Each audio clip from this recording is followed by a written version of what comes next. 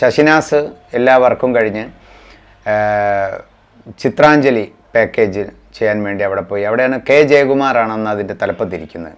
അദ്ദേഹവുമായി ഡിസ്കസ് ചെയ്ത് അദ്ദേഹം ഒരു പാട്ട് എഴുതണമെന്ന് പറഞ്ഞു. അല്ലെങ്കിൽ ഒന്ന് പി ഭാസ്കര മാഷ് എഴുതണം. കെ രാഘവൻ മാഷാണ് സംഗീതം ഞങ്ങൾ നിശ്ചയിച്ചത്. അങ്ങനെ ഈ വർക്ക് പുരോഗമിക്കുമ്പോഴാണ് ഞാൻ ജയകുമാറിനോട് പറഞ്ഞത്, എനിക്ക് നല്ലൊരു ക്യാമറമാനെ കിട്ടണം. ആ ക്യാമറമാൻ ആരാവണം? ഒരുപാട് ക്യാമറമാൻമാർ നമ്മളെ മനസ്സിൽ വന്നു. പക്ഷെ അവരൊന്നും വലിയ വലിയ സൂപ്പർ ഹിറ്റുകളൊക്കെ ചെയ്യുന്ന വലിയ പ്രൊഡ്യൂസർ ഡയറക്ടേഴ്സിൻ്റെ കീഴിൽ വർക്ക് ചെയ്യുന്നതാണ്. ഞാനൊരു പുതുമുഖമാണ്. അതുകൊണ്ട് എനിക്ക് എൻ്റെ സ്വഭാവമായി, എനിക്ക് അന്നും ഇന്നും സിനിമാ ജാടകളില്ലാത്തതുകൊണ്ട് അത്തരം പരിപാടികളൊന്നും പറ്റില്ല എന്ന് പറഞ്ഞു. അപ്പോൾ അദ്ദേഹം എന്നോട് പറഞ്ഞു, അങ്ങനെയാണെങ്കിൽ നിനക്ക് പറ്റുന്ന ഒരാളെ ഞാൻ തരാം, ഇപ്പം തന്നെ വിട്ടോ, പൊള്ളാച്ചിയിൽ ഷൂട്ടിംഗ് നടക്കുകയാണ്. ജോർജ് കിത്തു ഡയറക്റ്റ് ചെയ്യുന്ന ശ്രീരാഗം എന്ന സിനിമ, അതിൻ്റെ ക്യാമറമാൻ ചിത്രാഞ്ജലിയുടെ ക്യാമറമാനാണ്. വി അരവിന്ദാക്ഷൻ നായർ എന്ന് പറയും, അയ്യപ്പൻ എന്നാണ് ഞങ്ങൾ പറയാം.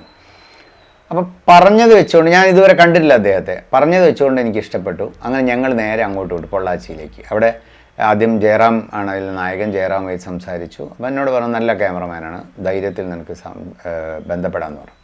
അങ്ങനെ വൈകുന്നേരം ഷൂട്ടിംഗ് ഒക്കെ കഴിഞ്ഞ് ഈ ബി അരവിന്ദ് എന്ന ക്യാമറമാൻ വന്നു. അദ്ദേഹവുമായി നമ്മൾ സംസാരിച്ചപ്പം രണ്ടുപേർക്കും അങ്ങോട്ടും ഇങ്ങോട്ടും ഇഷ്ടപ്പെട്ടു എന്നാണ് പിന്നീട് ഞങ്ങൾ പറയാറ്. ഏതായിരുന്നാലും അദ്ദേഹത്തെ ക്യാമറമാനായിട്ട് വെച്ച് അങ്ങനെ ആ വർക്കാണ് ശശിനാസിൻ്റെ എൻ്റെ ഫസ്റ്റ് പടം.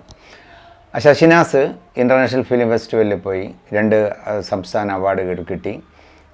എനിക്ക് ഒരു ഐഡൻറ്റിറ്റി ഉണ്ടാക്കി തന്നത് ഈ പ്രസ്തുത സിനിമയാണ്, വൈക്കം മുഹമ്മദ് ബഷീറിൻ്റെ. അത് തുടക്കം തന്നെ ഭയങ്കര രസമാണ്. നമ്മൾ വൈക്കം മുഹമ്മദ് ബഷീറുമായി സംസാരിച്ചപ്പോൾ അദ്ദേഹം എന്നോട് ചോദിച്ച ആദ്യത്തെ ചോദ്യം, അതിലൊരു സിനിമയുണ്ടോ എന്നാണ്. ആ സിനിമയുണ്ടോ എന്ന് ചോദിച്ചു. അത് എൻ്റെ സിനിമയിലെ നായകനായ അശോകനോട് ശ്രീ അടൂർ ചോദിച്ചത്ര, അവർ ഭയങ്കര ബന്ധമാണ്, അതൊരു സിനിമയ്ക്ക് മാത്രം ഉണ്ടോ എന്ന്. അപ്പം അശോകൻ പറഞ്ഞു, തേജസ് അത് വേറൊരു കഥയാക്കി മാറ്റിയിട്ടുണ്ട് എന്ന് പറഞ്ഞു. അത് അങ്ങനെയാണെങ്കിൽ ശരിയായിരിക്കും എന്ന് അദ്ദേഹം പറഞ്ഞു. ഏതായിരുന്നാലും ആ കഥ ഞാൻ എൻ്റെ ഒരു സ്റ്റൈലിലേക്ക് മാറ്റിയിട്ട് വീണ്ടും ഞാൻ വൈക്കത്തെ കാണാൻ പോയി, പ്രദീപേട്ടനും ഞാനും കൂടെ. അപ്പോൾ വൈക്കം പറഞ്ഞു, കൊള്ളാം, ഇത് നീ ചെയ്തോ എന്ന് പറഞ്ഞുകൊണ്ട് അദ്ദേഹത്തിൻ്റെ അനുഗ്രഹം. അങ്ങനെ പക്ഷേ ഞങ്ങൾ എഗ്രിമെൻ്റ് ഒന്നും ചെയ്തില്ല. ഞാൻ ആ വർക്കിൽ ഇങ്ങനെ മുഴുകിയിരിക്കുകയാണ്. ചൊവ്വല്ലൂരിൻ്റെ അടുത്ത് കൊടുത്ത് തിരക്കഥ എഴുതി അങ്ങനെ നിൽക്കുന്ന സമയത്താണ് പെട്ടെന്നൊരു ദിവസം രാവിലെ റേഡിയോയിൽ ന്യൂസ്. അന്ന് റേഡിയോ ആണ്, ഇന്നത്തെ മാതിരി പിന്നെ ടെലിവിഷനൊന്നും ഇത്രയും പോപ്പുലറല്ല. ഇന്ന് പിന്നെ ഫോണാണ് എല്ലാത്തിലുള്ളത്, അതൊന്നും അന്നില്ല. വൈക്കം മുഹമ്മദ് ബഷീർ നിര്യാതനായി എന്ന് പറയുന്നത്. അപ്പോൾ ഞാൻ ആകെ ഭയങ്കര ഷോക്കായിപ്പോയി. പിന്നെ ഞങ്ങൾ ആ വീട്ടിൽ പോയി 2-3 ദിവസം കഴിഞ്ഞ സമയത്ത് പ്രദീപേട്ടൻ വൈക്കത്തിൻ്റെ ഫാമിലിയുമായി സംസാരിച്ചു, ഇങ്ങനൊരു സംഭവം നടന്നിട്ടുണ്ട്. അപ്പോൾ അദ്ദേഹത്തിൻ്റെ വൈഫ് പറഞ്ഞു, തീർച്ചയായിട്ടും അദ്ദേഹം എഗ്രി ചെയ്തതാണ്, നമുക്കത് മുന്നോട്ട് കൊണ്ടുപോകാം. അങ്ങനെ പിന്നെ മക്കളും എല്ലാവരും, ഷാഹിനയും മകനും എല്ലാവരും കൂടെ ചേർന്നാണ്, അതിൻ്റെ അനീസ് ബഷീറും കൂടെ ചേർന്നാണ് എഗ്രിമെൻറ്റ് സൈൻ ചെയ്തത്. അങ്ങനെ സിനിമയായി.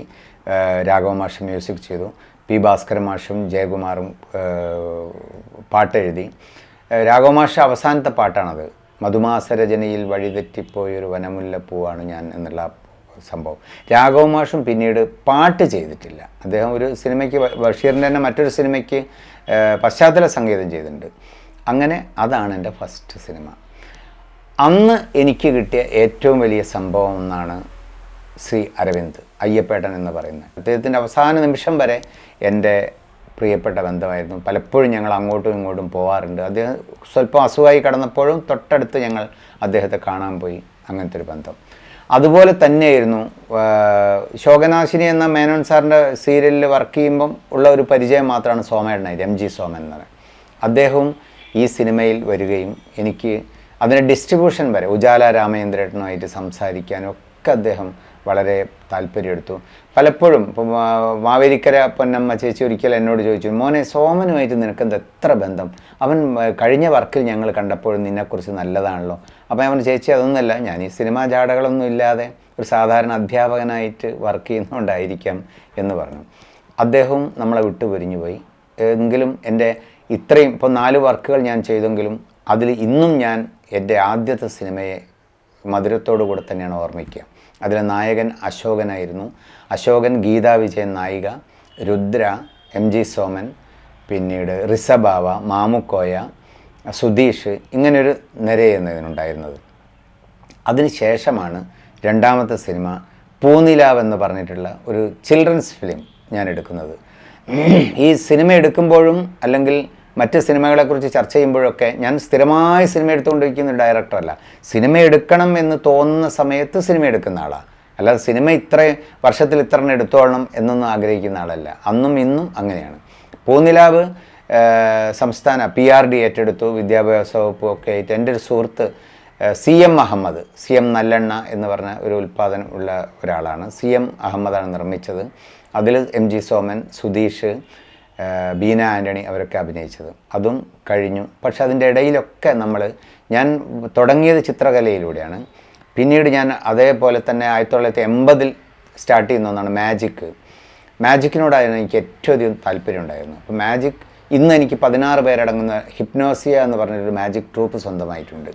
അപ്പോൾ അന്നും നമ്മൾ മാജിക് ഷോന് പോകും. ഞാനിത് പറയാൻ കാരണം ഈ 1980 മുതൽ മാജിക്ക്, ഓർമ്മ വെച്ച കാലം മുതൽ ചിത്രകല, ഇത് രണ്ടും കൃത്യമായി മുന്നോട്ട് കൊണ്ടുപോകുമ്പോഴും എനിക്ക് കിട്ടിയത് എന്താണോ അതിനേക്കാൾ 100 ഇരട്ടി എനിക്ക് സിനിമ എന്ന മാധ്യമത്തെക്കുറിച്ച് പഠിക്കാനായി.